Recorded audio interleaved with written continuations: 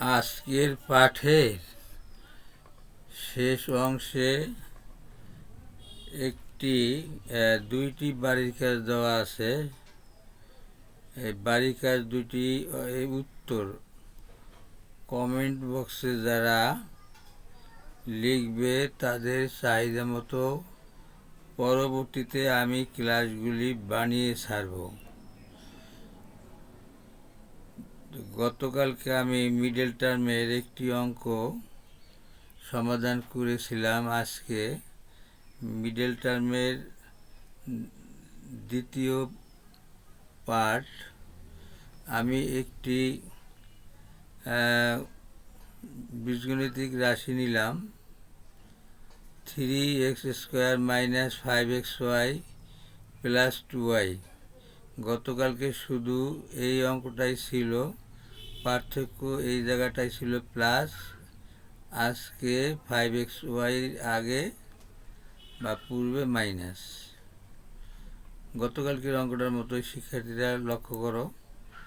তবে আমি এই মাঝের মিডল শব্দের অর্থ এই মাঝের পদ, এই মাঝের পদটিকে দুইটি পদে পরিণত করব, যাতে করে যে পদ দুইটি যদি যোগ করি তাহলে মাঝের পদের সমান হয়, আর পদ দুইটি যদি গুণ করি তবে প্রান্ত পদ অর্থাৎ 3x² + 2y² এর গুণফলের সমান হবে। এবার লক্ষ্য করি মাঝের পদটি দুইটি পদ তৈরি করে, একটা 3xy, আর একটা পদ তৈরি করলাম 2xy। এই 2xy আগে পরে কোনো সমস্যা নাই। এবারে এই যে দুটি পদ ইতিপূর্বে বলছি যে যোগ অথবা বিয়োগ করলে মাঝের পদের সমান হবে।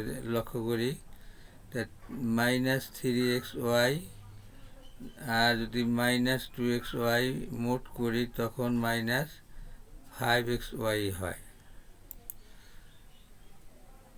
আবার দেখাচ্ছি যে -5xy কে আমরা দুটি পদে পরিণত করেছি, একটি 3xy আরেকটি -2xy।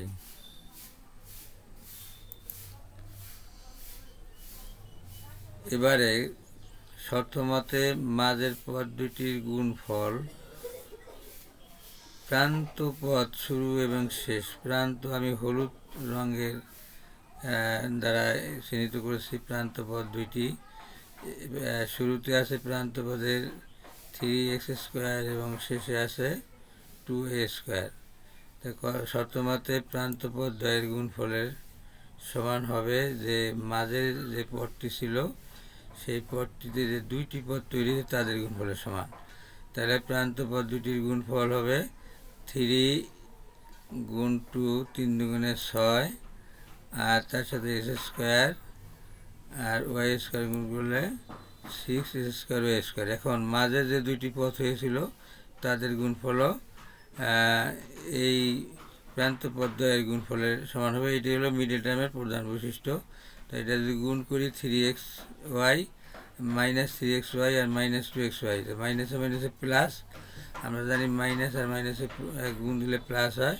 আর 3 × 2 = 6, x গুণ দিলে x, আর x গুণ দিলে x², আর y আর y গুণ দিলে y²। এবারে এই যে চারটি পদ হয়েছে, প্রথম দুইটি পদের মধ্যে কমন যায় 3x। 3x কমন দিলে প্রথম পদে 3x দ্বারা ভাগ দিলে হয় x, আর এই 3xy থেকে 3x ভাগ দিলে y, আর এই মাইনাসটা। এবারে শেষের পদ দুইটি থেকে কমন যায় 2y, -2y কমন নিলে ব্র্যাকেটে থাকে x, মাইনাস প্লাসে গুণ দিলে মাইনাস y। এবারে এই যে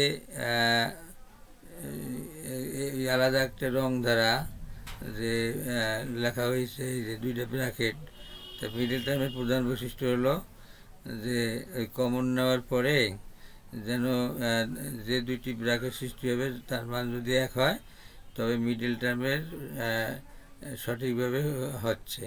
তাই এই ক্ষেত্রে এক্স ওয়াই মাইনাস ওয়াই আর এক্স ওয়াই কমান দিলে থাকে এক্স ওয়াই যদি কমন নেই দেন 3x,